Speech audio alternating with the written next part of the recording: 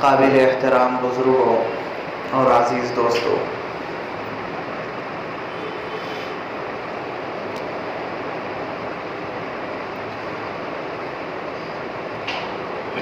ہر کوئی اپنی موٹی عقل سے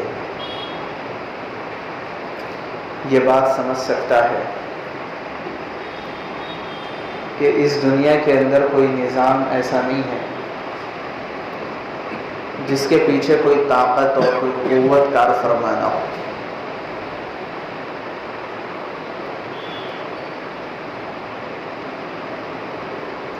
ایک ایک سسٹم کو رن کرنے کے لیے کوئی ایک طاقت نہیں، کئی ایک طاقتیں لگی رہتی ہیں۔ کئی ایک طاقتیں ایک سسٹم کو رن کرنے کے لیے یوٹیلائز ہوتی ہیں، اور کوئی چھوٹا سا کام بھی دنیا میں ایسا نہیں ہے کہ جس کے کرنے کے لیے پیچھے سے کوئی فکر اور کوئی محنت کی ضرورت نہ ہو۔ پہلے مثال دی جاتی تھی کہ ماچس کی تلی بھی بغیر محنت کے نہیں آتی، لیکن آج کل کہیں ماچس نظر آ رہی ہے نہ اس کی تلی نظر آ رہی ہے۔ لیکن اتنا تو ضرور ہے کہ ایک چٹکی نمک ہو یا ایک پانی کا قطرہ ہو یا ایک چاول کا دانہ ہو، اس کے پیچھے کئی ایک قوتیں لگی ہوئی ہے، طاقتیں لگی ہوئی ہے، فکریں لگی ہوئی ہیں، اور انہی طاقتوں، قوتوں اور فکروں کے نتیجے میں یہ پانی کا قطرہ ہو کہ چاول کا دانہ ہو کہ نمک کی چٹکی ہو، اس کا وجود ہے۔ جب ہم نے اس بات کو مان لیا اور تسلیم کر لیا، اور ہمیں یہ پتہ ہے کہ اس دنیا میں محنت کے بغیر کچھ ہونے والا ہے نہیں، تو پھر ہمیں یہ سمجھنا بہت آسان ہے کہ دنیا کا جو اتنا بڑا سسٹم چل رہا ہے اور بالکل پرفیکٹ چل رہا ہے، جس کے اندر بال برابر اور رتی برابر فرق ہمیں نظر نہیں آ رہا ہے، یہ سارے کے سارے سسٹم کے پیچھے بھی کوئی نہ کوئی طاقت ہے، کوئی نہ کوئی قوت ہے جو اتنے بڑے نظام کو چلا رہی ہے۔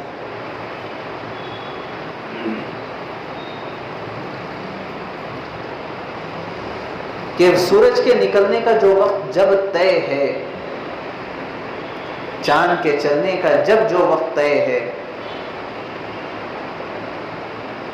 وہ اپنے وقت پر نکل رہا ہے، اپنے وقت پر ڈوب رہے ہیں، اور اس طرح پورا کا پورا نظام بالکل پرفیکٹ یہ چل رہا ہے۔ ہمارا انفرادی معاملہ ہو یا سارے عالم کا معاملہ ہو،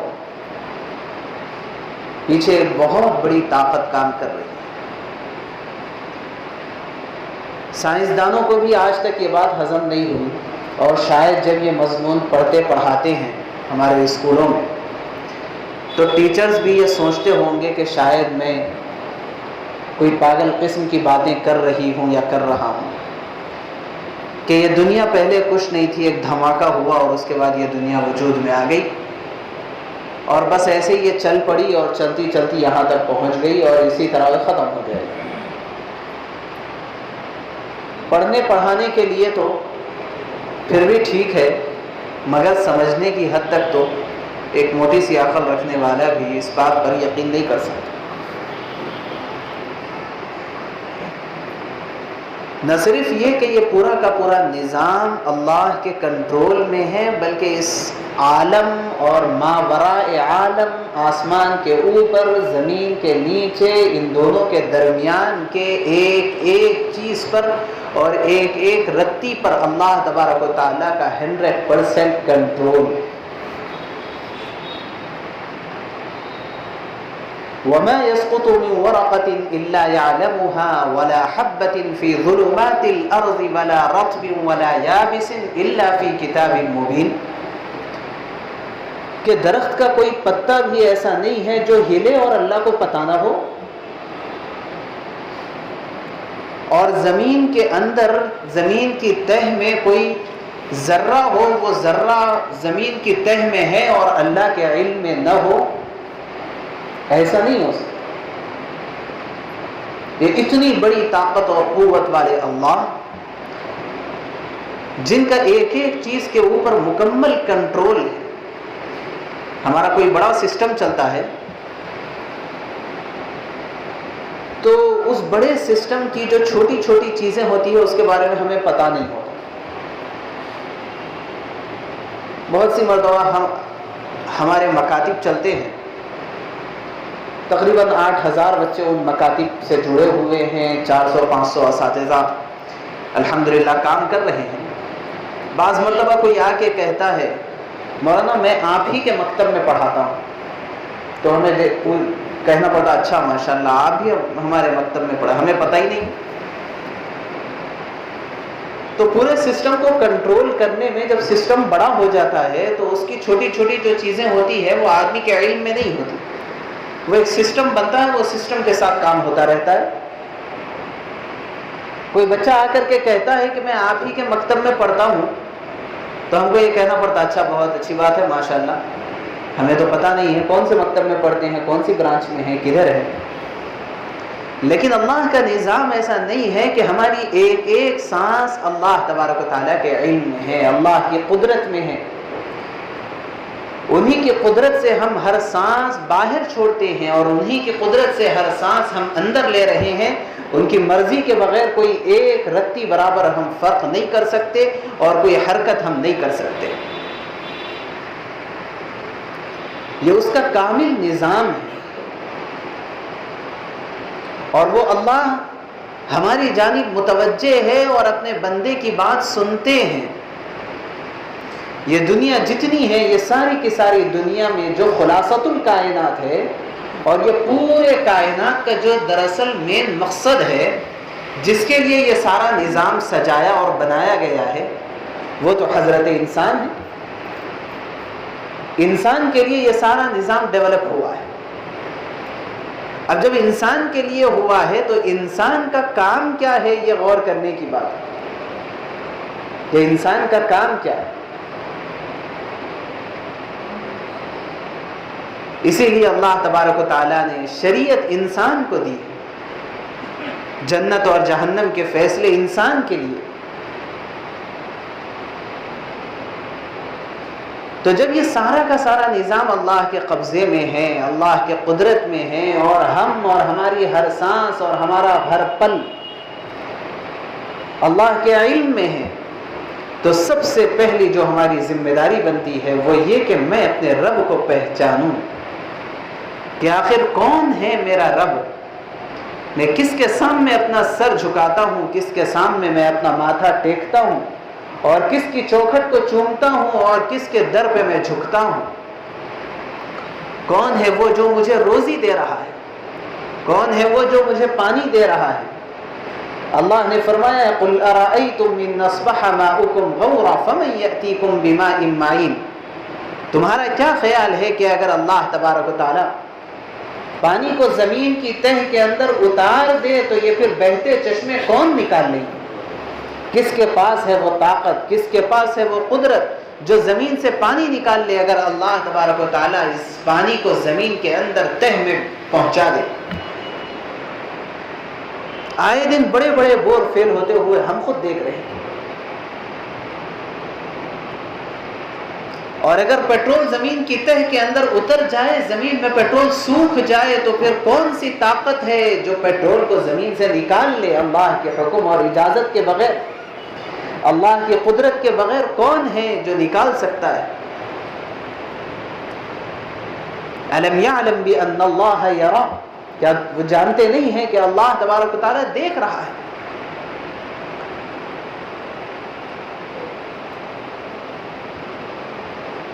کہ زمین سے کوئی دانہ نہیں اگ سکتا جب تک کہ پیچھے زمین میں جو اللہ نے سسٹم بنایا ہوا ہے وہ سسٹم کام نہ کرے۔ ہمارے ہاتھ میں کیا ہے؟ ہم تو دانہ سڑاتے ہیں، اور اسی کے مکلف ہے، اتنا ہی کر سکتے ہیں کہ یہ اچھا دانہ ہے، کھانے کے قابل تھا، اب اس کو زمین میں ڈال کر کے سڑا دو۔ اب وہ سڑے ہوئے دانے سے کونپل کا نکل جانا، اور پھر اس کونپل کے اندر دم پیدا ہو جانا، مختلف آندھیوں اور ہواؤں کے باوجود محفوظ طریقے سے اس کے اندر نشو و نما کا پایا جانا اور بڑھوتری کا پایا جانا، اور پھر اس کے اوپر پھر کئی دانوں کے پیدا کرنے کی صلاحیت کا آ جانا۔ کون ہے اللہ کے علاوہ؟ امن خلق السماوات والارض وانزل لكم من السماء ماء فانبتنا به حدائق ذات بهجة ما كان لكم ان تنبتوا شجرها أإله مع الله، کہ اللہ پوچھ رہے ہیں کون ہے جس نے زمین کو اور آسمان کو پیدا کیا ہے؟ کون ہے؟ کسی کے پاس ہے طاقت کہ وہ کوئی چیز پیدا کر کے دکھا دے؟ آج تھوڑی سی ترقی کے اوپر سائنس یہ کہتی ہے کہ ہم بھی دنیا کے اندر مختلف چیزوں کے موجد بن گئے۔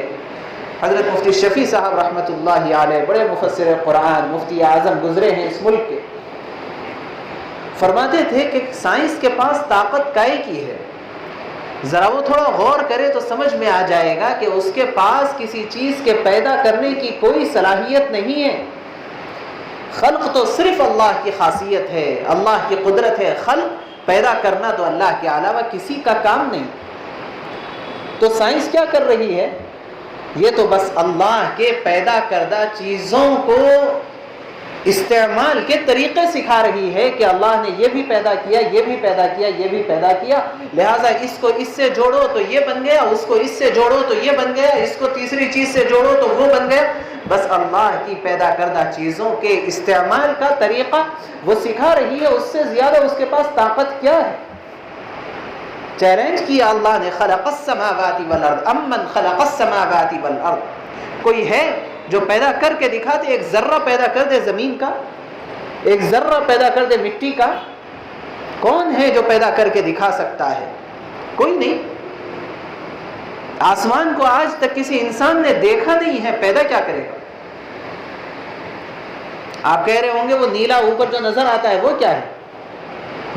محققین کا کہنا یہ ہے کہ کوئی چیز بہت دور ہو جاتی ہے تو ہماری نظر کے لیے جو اسٹاپر ہے وہ نیلا پن ہے، وہ تو نیلا پن ہماری نظر کا اسٹاپر ہے۔ اسی وجہ سے آپ صرف اوپر دیکھیں تو نیلا نظر نہیں آتا، سامنے دیکھیں تو بھی نیلا نظر آئے گا، یعنی بہت دور تک کوئی چیز نظر نہیں آ رہی ہے تو ایسا لگتا ہے جیسے آسمان اتر رہا ہے نیچے۔ کہاں اترے گا؟ وہ اتر رہا ہے آسمان۔ زمین کے گول ہونے کے اوپر تو دنیا نے اتفاق کیا ہے، لیکن آسمان کے اوپر کسی نے آج تک ریسرچ نہیں کیا کہ ہے کہاں، کتنی اوپر۔ یہ تو ہم اتنے چھوٹے اتنے چھوٹے اتنے چھوٹے اتنے چھوٹے ہیں کہ آج تک ہمیں پتہ نہیں ہے کہ آسمان کا رنگ کیا ہے۔ سمندر کے کنارے ٹھہر کر کے آپ دور دیکھیں بہت تو کیا لگے گا؟ سامنے بھی نیلا ہی لگے گا۔ تو وہ نیلا پن تو میری نظر کا اسٹاپر ہے، اس کے آگے میری نظر نہیں جا سکتی ہے۔ امن خلق السماوات والارض، کوئی ایک ذرہ پیدا کر کے دکھا دے۔ ایک جگہ اللہ نے قرآن میں فرمایا ہے کہ وہ لوگ جو خود پیدا کیے گئے ہیں، لوگ ان کی ایسی عبادت کرتے ہیں کہ اگر ان سے یہ کہہ دیا جائے کہ ایک ذرہ پیدا کر دو تو وہ نہ ذرہ پیدا کر سکتے ہیں، ایک مکھی کو پیدا کر دو تو وہ نہ مکھی پیدا کر سکتے ہیں، اور ان کے سامنے جو لڈواں رکھے ہوئے رہتے ہیں وہ لڈوؤں میں سے کوئی ذرہ اگر مکھی اٹھا کر کے لے جانا چاہے تو وہ مکھی کے منہ میں سے اپنے لڈو کا ذرہ بھی نکال نہیں سکتے۔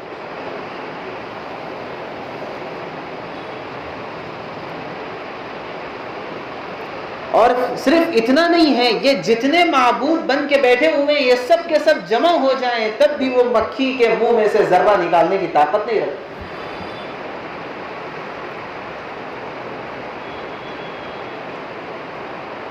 کہ امن خلق السماوات والارض وانزل لكم من السماء، اور وہی وہ ذات ہے جس نے آسمان سے بارش برسائی ہے۔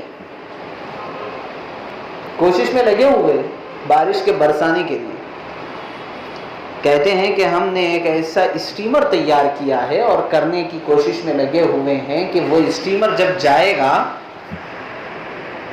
بادلوں کے اندر تو جا کر کے وہ وہاں بادل کو پگھلائے گا تو بارش برسے گی.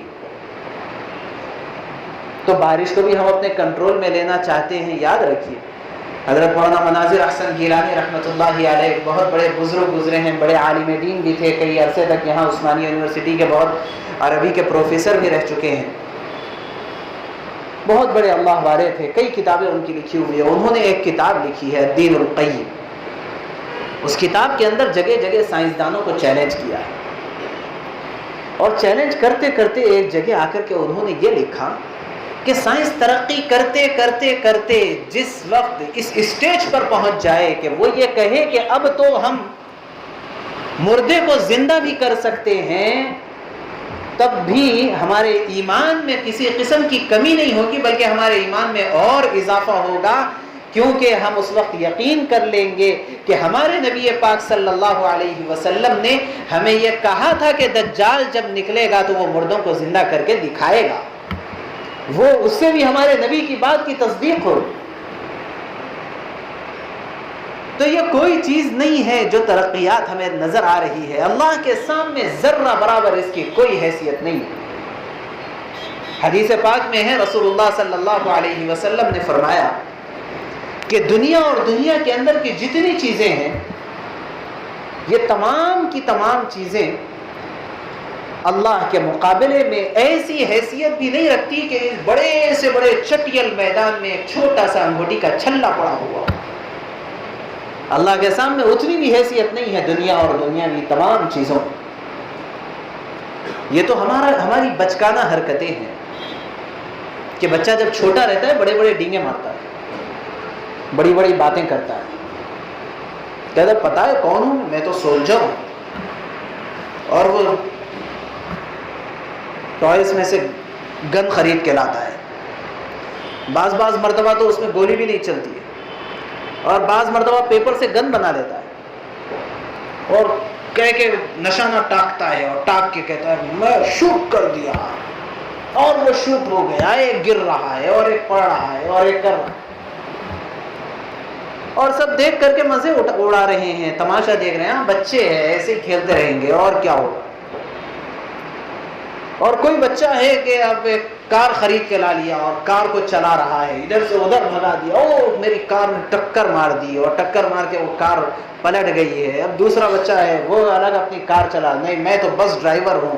اور کوئی جو ہے وہ کچھ دوسرے کھلونے لے کر کے وہ ڈاکٹر سیٹ لے کر کے کوئی ڈاکٹر بنا ہوا ہے, اور کوئی کچھ بنا ہوا ہے, کوئی کچھ بنا ہوا ہے. جیسے آپ دیکھ رہے ہیں نا گھر کے اندر بچوں کا جو ماحول ہوتا ہے وہ وہی ماحول ہم سب کا ہے کہ کسی کے ہاتھ میں گن ہے تو وہ سمجھ رہا ہے میں اس سے شوٹ کر سکتا ہوں, اور میرے پاس یہ طاقت ہے, میرے پاس یہ قوت ہے, اور اس نے کسی کو شوٹ کیا تو ایک گرا ہے, اور پوری دنیا مل کر کے کوئی تماشا دیکھ رہی ہے, کوئی کچھ ہو رہا ہے, کوئی اپنی گاڑی بھگا رہا ہے, کوئی اپنے پاس بہت کچھ ہونے کا دعویٰ کر رہا ہے. ایسا بس ایک کھیل تماشا چل رہا ہے, اور اس سے زیادہ کیا حیثیت ہے.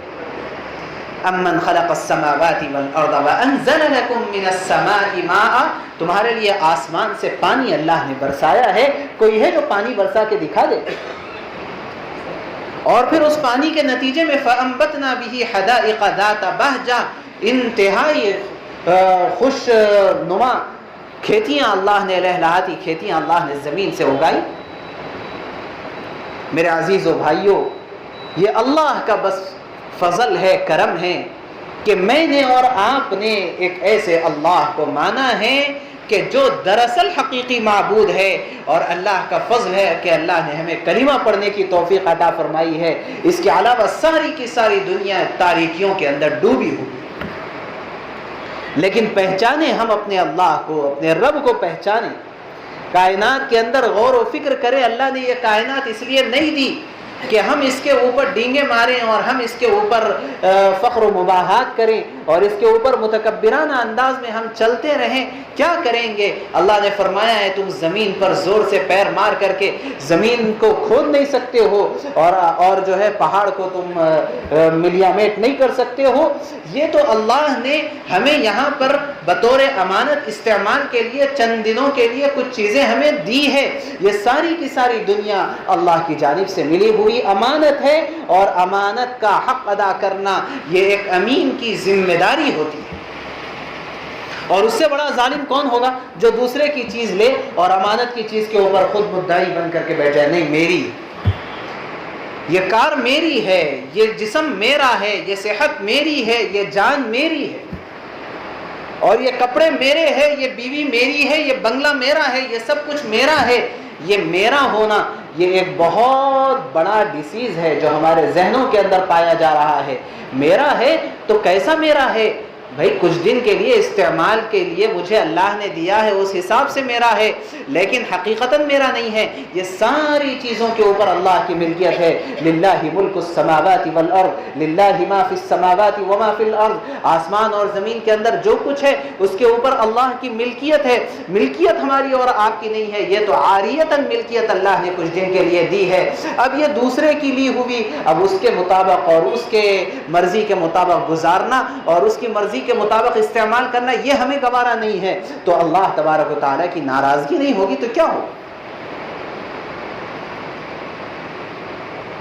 وَإِذَا سَأَلَكَ عِبَادِي عَنِّي فَإِنِّي قَرِيبٌ، یہ جو اللہ ہے، ہم نے اللہ کا کلمہ پڑھا ہے اور ہم نے اس بات کو تسلیم کیا ہے کہ دنیا کے اندر جو کچھ ہمیں نظر آ رہا ہے اس کی کوئی حیثیت اور حقیقت نہیں ہے، اور حقیقت ہے تو بس دنیا کے اندر حقیقی وجود ایک ہی ہے، وہ اللہ کا وجود ہے۔ اور جب اللہ کا وجود ہے اور ساری چیزیں اللہ کے قبضے قدرت میں ہیں تو کتنا بڑا ظالم ہے وہ شخص جو اللہ کو چھوڑ کر کے مختلف چیزوں کے پیچھے پڑا ہوا ہے۔ ہر چیز کے اندر جا کر کے دماغ اٹک گیا، یہاں گئے وہاں اٹک گئے، یہاں گئے وہاں اٹک گئے۔ اگر کوئی گاڑی اچھی نظر آ جائے تو بس اس کے پیچھے کہ اب مجھے تو یہ گاڑی خریدنا ہے، ایسا کمانا ہے اور ایسا جنٹل مین مجھے بننا ہے اور ایسا سپر مین مجھے بننا ہے کہ ایسی گاڑی ہونی چاہیے اور ایسا بنگلہ ہونا چاہیے اور ایسی پراپرٹی ہونی چاہیے اور ایسی گھڑی ہونی چاہیے اور ایسے کپڑے ہونے چاہیے اور ایسا موبائل ہونا چاہیے اور یہ ہونے چاہیے، یہ ہونے چاہیے۔ آپ یقین جانیں یہ وہ بچکانہ حرکتیں ہیں جو چھوٹے چھوٹے بچے کیا کرتے ہیں، اور جو بڑا ہوتا ہے وہ یہ سوچتا ہے کہ یہ بچہ ہے، یہ بچہ ہے، اس کی تو بس ایسے ہی باتیں ہیں، حقیقت میں کیا ہونا چاہیے وہ تو ہمیں پتہ ہے۔ بڑا سوچتا ہے ہم اس کو کیا بنائیں گے وہ ہم سوچیں گے، ہم پلان کریں گے، یہ تو اب چھوٹا ہے ایسے ہی۔ وہ جہاں جائے گا یہ سوچے گا میں یہ بن جاؤں گا، ڈاکٹر کے پاس جائے گا دیکھے گا کہ لوگ ذرا عزت احترام کر رہے ہیں ڈاکٹر کا تو یہ سوچے گا میں ڈاکٹر بن جاؤں گا، اور جب کبھی ٹی وی کے اندر سولجرز کو دیکھے گا تو کہے گا سولجر بن جاؤں گا۔ ایسا اللہ کے مقابلے میں ہماری صورتحال ایسی ہی بن گئی ہے کہ جو چیز نظر آ رہی ہے وہ آنکھوں میں سما جاتی ہے، دماغ پر چڑھ جاتی ہے، دل کے اندر اتر جاتی ہے، اور اس کے پیچھے ایسا لگتے ہیں کہ کیا حلال کیا حرام، کیا جائز کیا ناجائز، بس چلو زندگی ہے گزارنی ہے، گزارتے چلے جاؤ۔ کیا ہوگا؟ دماغ ایک ہے، اشیاء لاکھوں ہیں، یہ ایک دماغ لاکھوں اشیاء کے اندر اٹک کر کے جو رہ گیا ہے تو اب سکون اور آرام کیسے ملے گا؟ اسی لیے بس ایک جملے سے اللہ نے یہ ساری کثرتوں سے نکال کر کے وحدت کا راستہ دکھلایا ہے، الحمدللہ رب العالمین۔ یہ جو کچھ تمہیں نظر آ رہا ہے اس کا رابطہ بس ایک سے ہی جا کر کے جڑتا ہے، وہ ایک سے جڑ جاؤ یہ ساری چیزیں تمہاری ہیں، وہ ایک سے جڑ جاؤ یہ ساری چیزیں تمہاری ہے۔ اور اگر وہ ایک سے نہیں جڑو گے تو ہر چیز کو تم اپنی سمجھتے رہو گے اور اپنی بنانے کی کوشش کرتے رہو گے، نہ کچھ تمہارا ہوگا نہ کچھ تمہارا بنے گا، کچھ نہیں کیا نہیں، بس ایسی پریشانی کے اندر رہو گے کہ کروڑ پتی لکھ پتی بلینر اور ملینر بھی بن جائے تو اس کے بعد بھی آرام اور سکون نہیں نصیب۔ اس لیے اللہ سے جڑنا ہے. جو اللہ سے جڑ گیا اس کو کسی اور کی ضرورت نہیں ہے. جس نے لا الہ الا اللہ پڑھ لیا اس کو پھر دنیا کی کسی چیز کی رغبت نہیں رہتی. اب دنیا ایسی بات نہیں ہے وہ فقیر بن کے رہے گا, دنیا آئے گی لیکن ٹھوکروں میں ملے گی. اور جو اللہ سے نہیں جڑے گا اس کے پاس بھی دنیا آئے گی لیکن دنیا سر پہ سوار ہو کر کے ملے گی. امیجن کر کے دیکھیے کہ 5 کلو سونا آپ کے سر پہ رکھ دیا گیا اور کہہ دیا گیا کہ نہیں اب اتارنا نہیں, سر پہ چکرا جائے گا. تو اللہ والوں کے پاس بھی دنیا آتی ہے, ٹھوکروں میں ملتی ہے, اور جو اللہ سے جڑتا نہیں ہے اس کے پاس بھی دنیا آتی ہے, سر پہ سوار ہو کر کے ملتی ہے. جو اللہ سے جڑ جاتا ہے پوری دنیا کی حیثیت اس کے پاس سے نکل جاتی ہے. جو لا الہ الا اللہ کلمہ پڑھ کر کے اس کو اپنے دل میں بسا لیتا ہے تو اس کے پاس ساری دنیا کی کوئی حیثیت نہیں ہے, سب کچھ اس کا اپنا ہو جاتا ہے. جو لا کہا وہ لا ہوا, وہ لا بھی اس میں لا ہوا, جز لا ہوا, کل لا ہوا, پھر کیا ہوا؟ اللہ ہوا. ہر چیز کی نفی, ہر چیز کی نفی. اس کے بعد جب ہر چیز سے نفی ہوتی ہے اور ساری چیزیں دل سے جب نکلتی ہے اور اللہ جب دل کے اندر آتا ہے تو اس کے بعد سب کچھ آپ کا ہو جاتا ہے, اور اپنے تو اپنے درندے آپ کی اطاعت کرنے کے اوپر مجبور ہو جاتے ہیں. درندے اطاعت کرنے پر مجبور ہو جاتے ہیں, لیکن شرط یہ ہے کہ ہم اللہ کی اطاعت کے لیے, اللہ کے حکم کی فرما برداری کے لیے, نبی علیہ الصلاۃ والسلام کی سنتوں پر عمل کرنے کے لیے, اور ایک ایک سنت کو آگے بڑھ کر سینے سے لگانے اور ہونٹوں سے چومنے کے لیے اور وہ سنت کو اپنانے کے لیے ہم تیار ہو جائیں. بس اس کے بعد ہوگا کیا؟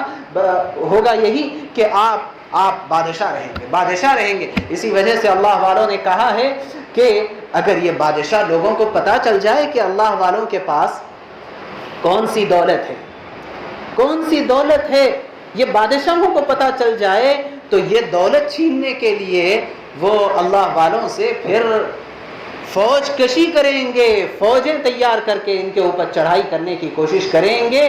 کیونکہ جس کے دل میں اللہ ہوتا ہے وہ دوسروں کے دلوں پر حکومت کرتا ہے, اور جس کی زبان پر اللہ ہوتا ہے اس کی کہیں پر بھی نہیں چلتی ہے. اس لیے اللہ کو دل میں لانا ہے اور اللہ کی معرفت حاصل کرنا ہے, اللہ کو پہچاننا ہے اور گناہوں سے اجتناب کرنا ہے اور اپنے آپ کو سنتوں کا پابند بنانا ہے. اس کے ذریعے میرے عزیزوں, میرے بھائیوں, میرے نوجوان ساتھیوں, فائدہ کیا ہوگا؟ فائدہ یہ ہوگا کہ ہمارا دل یکسو ہوگا اور دماغ یکسو ہوگا, اور اس کے نتیجے میں سارا کا سارا نظام ہمیں اپنے قدموں کے اندر محسوس ہونے لگے گا. اب جس کو چاہے آپ شریعت کے مطابق استعمال کیجئے اور جس کو چاہے آپ استعمال نہ کیجئے, یہ سب کچھ آپ کا ہے اور کچھ نہیں ہے. دنیا بس ایک وہم ہے, ایک دھوکہ ہے. وما متاع الحیات الدنیا وما هذه الحیات الدنیا الا متاع الغرور. یہ اللہ نے کہہ دیا کہ یہ ایک دھوکہ ہے, دھوکے کا سامان ہے. تمہیں آنکھوں سے بہت کچھ نظر آ رہا ہے لیکن اللہ سے دعا مانگو, اللہم ارنا الحق حقا وارزقنا اتباعہ وارنا الباطل باطلا وارزقنا اجتنابہ. اے اللہ جو حق ہے, جو حقیقت ہے وہ دکھلا دے, اور جو حقیقتوں کے اوپر یہ پردے پڑے ہوئے ہیں وہ پردے ہٹا دیجئے. کیوں؟ اس وجہ سے کہ ہمیں بہت سارے مٹی کے ڈھیر ہمیں بہت قیمتی نظر آنے لگ گئے ہیں, اور بہت سارے گندگی کے ڈھیر ہمیں بہت بڑے بڑے نظر آنے لگ گئے ہیں, اور جو اہم چیزیں تھیں اور جو قیمتی چیزیں تھیں ہمارے دلوں سے اس کی قیمت نکل گئی ہے. میرے عزیز و بھائیوں, آج مسلمانوں کے نقصان میں پڑنے اور مسلمانوں کے ناکام ہونے کی وجوہات میں ایک اہم ترین وجہ یہ ہے کہ ہم نے دین کو گلے نہیں لگایا, ہم نے اللہ کو نہیں پہچانا, نبی کی سنتوں کو ہم نے چھوڑ دیا, جس کے نتیجے میں یہ سب کچھ ہو رہا ہے. اس لیے سب سے درخواست ہے اور سب سے پہلے میری دعا اپنے سلسلے میں اور بعد میں ہر ایک کے سلسلے میں یہ ہے کہ اللہ تبارک و تعالی ہم سب کو اپنی معرفت نصیب فرمائے, اور دین کے اوپر عمل کرنا, سنتوں کو اپنانا اور اللہ کے احکام کو اپنے گلے سے لگانا اللہ ہم سب کے لیے آسان اور سہولت کا معاملہ فرمائے. اللہ سے دعا ہے کہنے سننے سے زیادہ عمل کی توفیق نصیب فرمائے. سنتیں ادا